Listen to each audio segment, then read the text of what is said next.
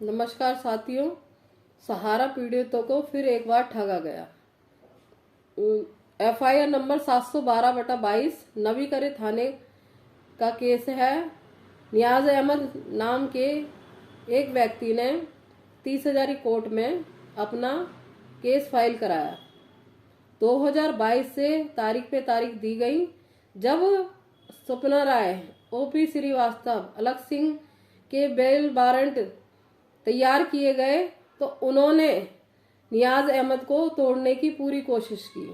अभी क्या होता है कि 1 तारीख को हम भी इस केस में इन्वॉल्व हो गए कि हम भी विक्टिम हैं।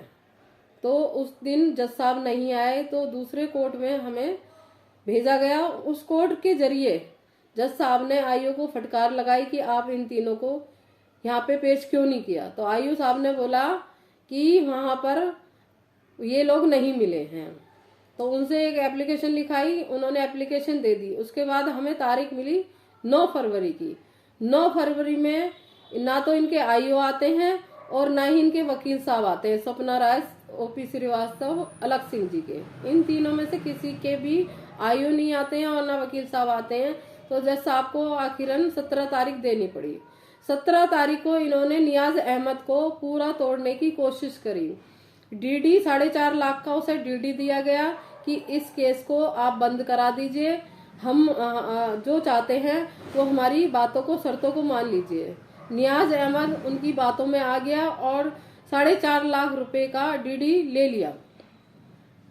17 तारीख को ना तो नियाज अहमद आते हैं ना उनके वकील आते हैं। इन्होंने अपने इस केस को बंद कराने के लिए पूरी जद्दोजहद करी। सपना राय, OP श्रीवास्तव और अलग सिंह जी के वकील ने पूरी तरह से जद्दोजहद करी।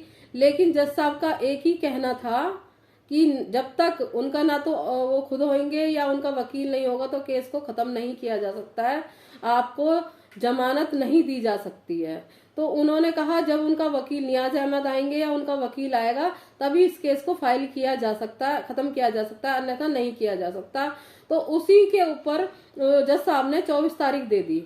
अब 24 तारीख तक लोग 24 तारीख जो दी गई है उस तारीख तक आप लोग देखिए कि क्या होता है। इस केस के मामले में कैसे कैसे लोगों को तोड़ा जाता है। कहने को तो कहते हैं गुमराह करना इसी को कहते हैं कि जो लोग पिटीशन दायर कर देते हैं या केस डाल देते हैं या जिनकी अप्रोच है उनको तो पैसा मिल जाता है और आम आदमी को अभी भी यही कहा जा रहा है कि इमारगो लगा हुआ है, जबकि इमारगो लगा नहीं है।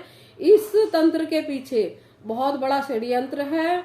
जिन जिनको पेमेंट मिलती है वो यहीं के लोग हैं, इस सहारा से संबंधित लोग हैं जो लोगों को तोड़ते हैं, उनका पैसा दिलवा देते हैं। लेकिन जो आम आदमी चाहता है कि हमारी पेमेंट हो जाए, उसको पेमेंट देने का काम नहीं कर रही है सहारा आज भी छलावा कर रही है, कभी सरकार से कभी जनता से।